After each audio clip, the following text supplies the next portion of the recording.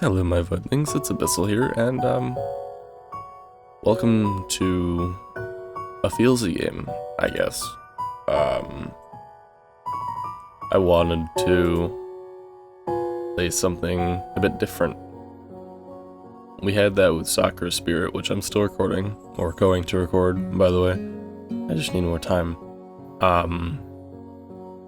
So that game is a bit, how do you put it?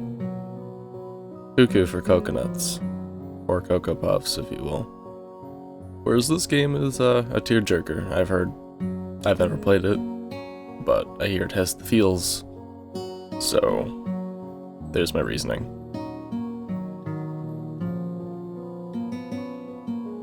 Yeah, let's get started.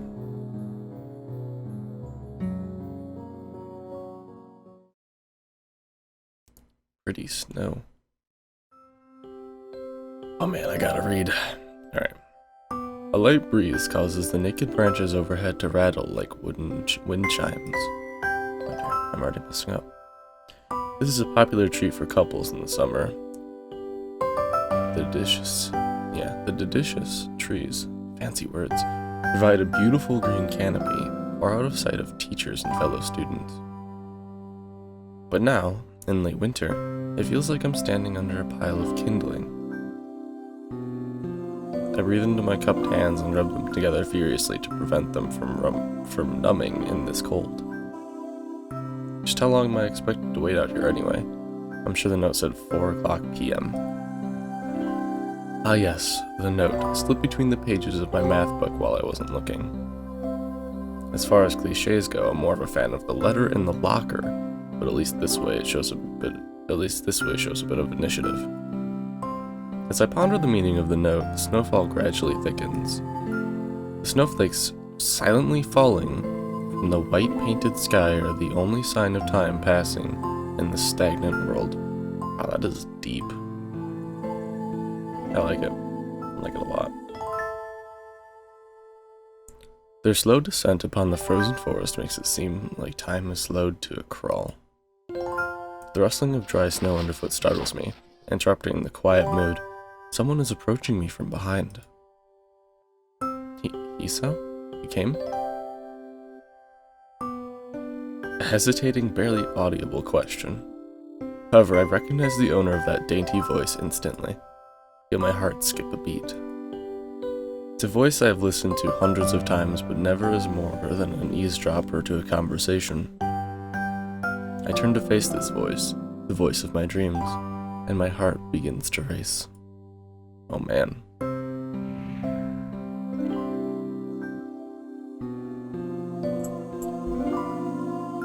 I have to pronounce names again. Iwanaka? I got a note telling me to wait here. It was yours? Damn it. I spent all the afternoon trying to come up with a good line, and that was the result. Pathetic. Yes. I asked a friend to give you that note. I'm so glad you got it. A shy, joyous smile that makes me so tense I couldn't move a single muscle, even if I tried.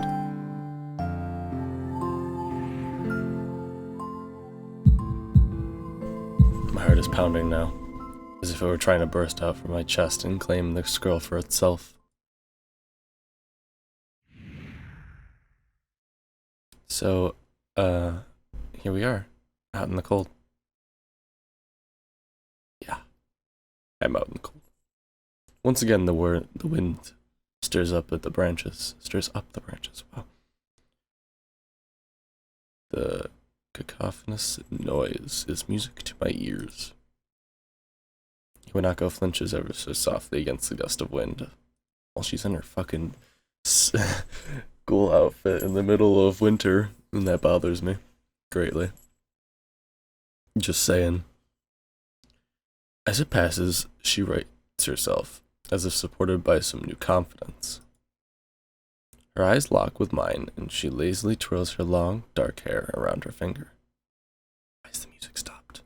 It's got me uncomfortable. All the while, the anxious beating of my heart grows louder. My throat is tight. I doubt I could even force a word out if I tried. You see? Oh man. I wanted to know if you'd go out with me. I stand there, motionless, save for my pounding heart. I want to say something in reply, but my vocal cords feel like they've been stretched beyond the breaking point. Whoa, there we go, it's back. Wow. Isa? I reach up to try and massage my throat, but this only sends spikes of blinding pain along my arms. Isa? Uh-oh. My whole body freezes, save for my eyes, which shoot open in terror.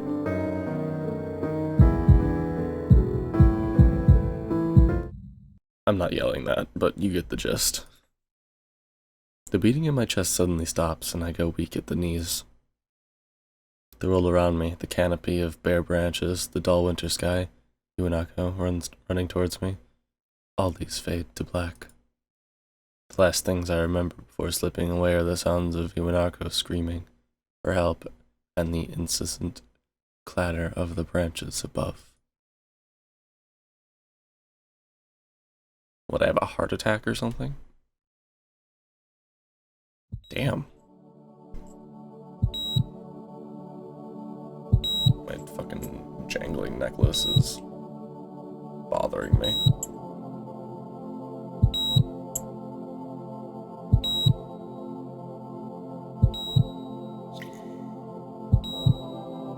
Holy shit. This game is beautiful already. Wow.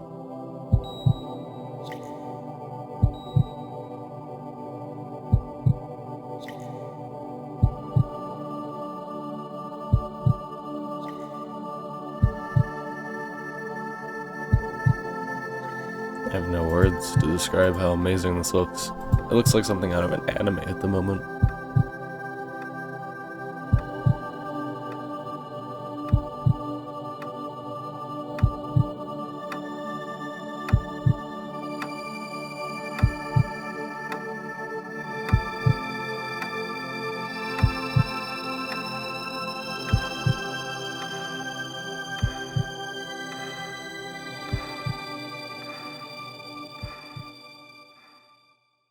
Oh man. It's been 4 months since my heart attack. Holy shit, what? In that whole time, I can probably count the times I've left this hospital room, unsupervised on one hand. 4 months is a pretty long time when you're left alone with your thoughts, so I've had plenty of time to come to terms with my situation. Arrhythmia? Or arrhythmia? Fuck that. A strange word, a foreign, alien one that you don't want to be in the same room with. A rare condition, causes the heart to act erratically and occasionally beat way too fast. It can be fatal. Apparently I've had it for a long time. They said it was a miracle that I was able to go on so long without anything happening. Is that really a miracle? I guess it was supposed to make me feel better, more appreciative of my life. It really didn't do anything to cheer me up. It wouldn't cheer me up either, buddy. You're okay. Or me. I am me. I am him. He is me. Right. Okay. My parents, I think, were hit harder by the news than I was. They practically had 2 hemorrhages apiece. Damn. I had already had a full day by then to digest everything. I can't read. To them, it was all fresh. They were even willing to sell our house in order to pay for a cure. Holy shit. Of course there isn't a cure. Because of the late discovery of this condition, I've had to stay at the hospital to recuperate from the treatments. When I was first admitted, it felt as if I was missed. For about a week, my room in the ward was full of flowers, balloons, and cards. But the visitors soon dwindled, and all the get-well gifts began trickling down to nothing shortly after. I realized that the only reason I had gotten so many cards and flowers was because sending me their sympathy had been turned into a class project. Maybe some people were genuinely concerned, but I doubt it. Even in the beginning, I barely had visitors. By the end of the first month, only my parents came by on a regular basis. Iwanako was the last to stop visiting. What the fuck, man? Oh, this hurts me. This hurts me so good. And by good, I mean this is awful. This is genuinely just fucking awful. After 6 weeks, I never saw her again. Never had that much to talk about when she visited anyway. We didn't touch the subject that was between us on the snowy day ever again. The hospital? Not really a place I'd like to live in. The doctors and nurses feel so impersonal and faceless.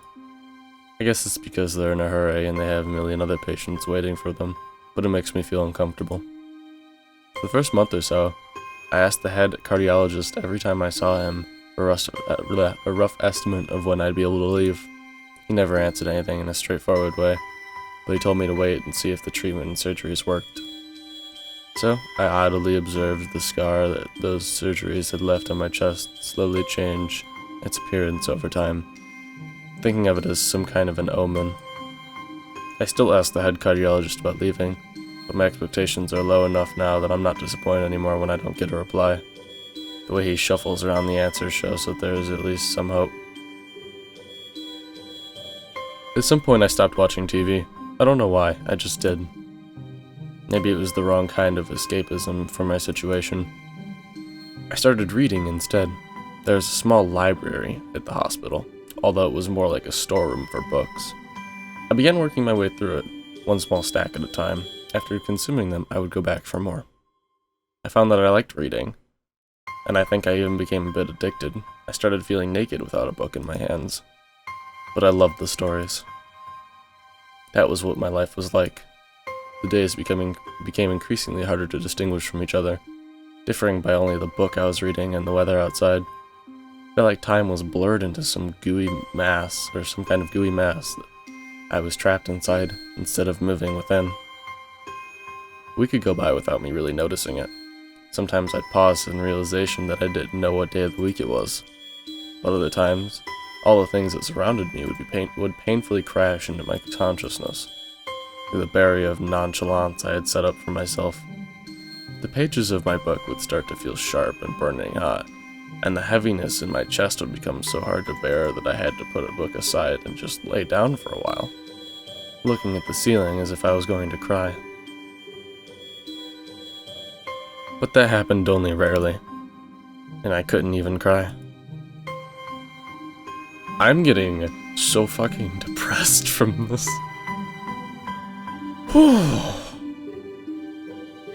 Alright. Today the doctor comes in and gives me a smile. He seems excited, but not very. It's like he's trying to make an effort to be happy on my behalf. My parents are here. It's been a few days since I have last seen them. Both of them are even sort of dressed up. Is this supposed to be some kind of special occasion? It's not a party. There is this ritual the head cardiologist has. He takes his time sorting his papers, then setting them aside as if to make a point of the pointlessness of what he just did. Then he casually sits down on the edge of the bed next to mine. He looks at me in the eyes for a moment. "Hello, Isa. How are you today?" I don't answer him, but I smile a little, back at him. "I believe that you can go home. Your heart is stronger now, and with some precautions, you should be fine. We have all your medications sorted out. We'll give your father the prescription." The doctor hands a sheet of paper to my dad, whose expression turns wooden as he reads it quickly. So many. I take it from his hands and take a look myself, feeling numb. How am I supposed to react to this?